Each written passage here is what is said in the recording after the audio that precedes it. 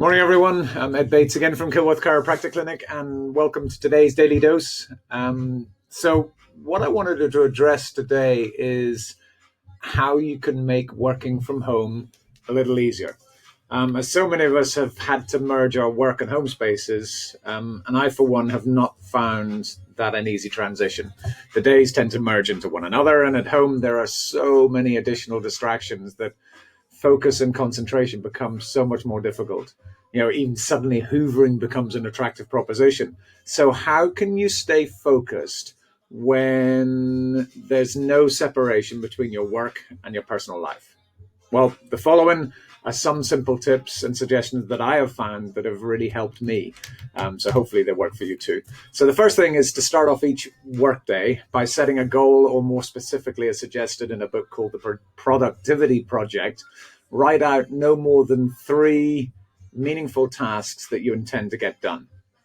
Now, when you're first getting started, lots of tasks may come to mind. So in that case, you have to prioritize them. So choose the 3 most important, high priority ones, and then don't worry about the smaller tasks. Sort of forget until you've got the main task done before you tackle them. Now, this simple technique works simply because it helps you to focus. Because the problem with, I suppose, meaningful work is that it's hard, and therefore it's easy for you to become easily distracted and spend your time being busy for the sake of being busy, if you know what I mean. I'm doing not so important tasks like sorting your emails. And the reason these tasks are more appealing, not only because they're simpler, but because tasks like that are easy and they give you an immediate sense of achievement and accomplishment. So they're really tempting, but they do cause you to procrastinate. So having only 3 things to focus on makes distractions a little less likely. And then when it's actually time for you to start work, choose one item and mentally commit to focus only on that one thing. Now, a second thing that's really important is to look at your physical space, your environment. And because we're so easily distracted, you need to organize your workspace in a way that the distractions are not as obvious. In other words, it's very much a case of out of sight and out of mind. So remove distractions ahead of time, whether that's your phone, your Kindle, or what have you. Just make it more inconvenient for you to access them. Now, that said, there are obviously different types of distractions, and some are things that you can control, and some are things that you can't, such as other people or your kids, for example.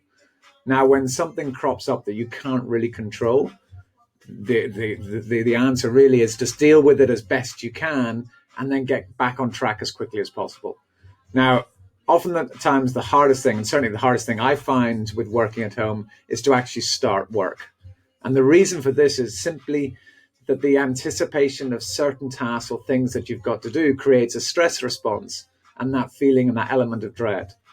Now, that said, fortunately, once you've actually started the task, this feeling disappears very quickly.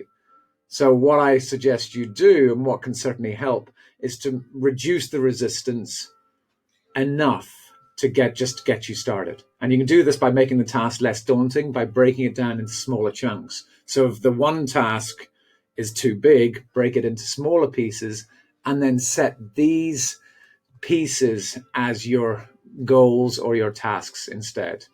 Another thing you can simply do is to commit to working for a specific period of time and physically set a timer so that you don't have to rely on your willpower.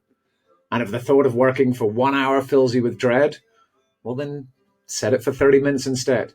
So just to recap, set a goal or a list of 3 tasks. And if one task is too daunting, break it down into smaller chunks and make them your goals. Second, organize your workspace so that distractions are out of sight and out of mind, and use a timer. Hope that's of use, and I'll see you tomorrow. Have a fabulous day and stay safe, stay healthy, and stay happy.